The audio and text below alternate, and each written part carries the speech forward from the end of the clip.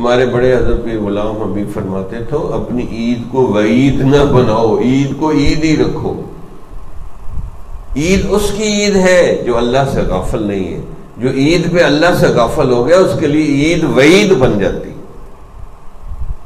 کیا عید اللہ نے اس لیے بھیجی ہے کہ اللہ ہی سے غافل ہو جائے؟ جس نے عید بنائی ہمارے لیے کیا اسی اللہ سے غافل ہو جائے؟ تو یہ عید نہیں ہے، یہ وعید ہے۔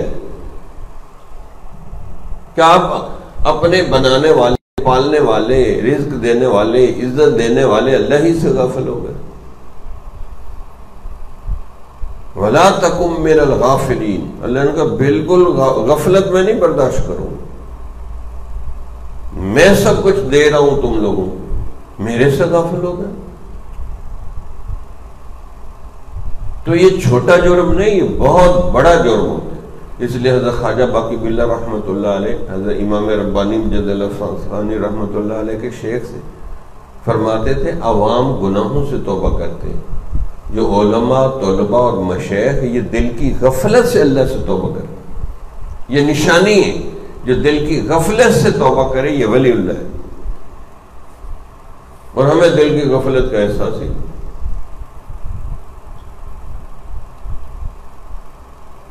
تو پہلے احساس پیدا کریں کہ دل میں غفلت ہے، کیوں نہیں اللہ اللہ ہو رہی دل میں، کیوں نہیں موت قبر آخرت کا احساس ہو رہا؟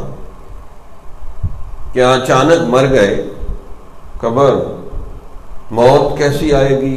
کلمے پہ آئے گی، غفلت کی آئے گی، کیسی فاسق و فاجر والی موت آئے گی، کیا پتہ کیسی آئے؟ پھر ہزاروں سال قبر میں پڑے رہیں گے، وہاں کیا بنے گا؟ بجلی پانی گیس کچھ بھی نہیں ہوگا قبر میں۔ 50,000 سنہ، 50,000 سال کا قیامت کا دن ہے۔ پھر اللہ کے سامنے پیشی ہے، پھر پل صراط سے گزرنا ہے، نیچے جہنم ہے، آگے جنت ہے۔ یہ منزل ہے، یہ دنیا تو آسان ہے، کوئی مشکل نہیں ہے، یقین کریں یہ تو بہت آسان ہے دنیا۔